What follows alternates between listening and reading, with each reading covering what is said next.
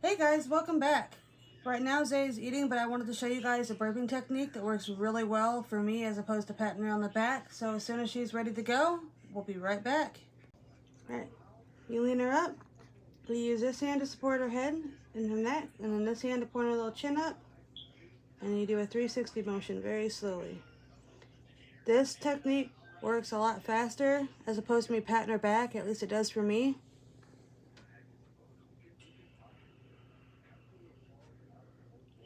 As you can tell, she don't mind it very much.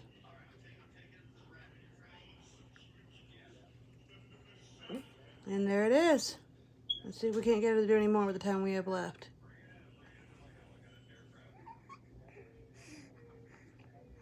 You feel better?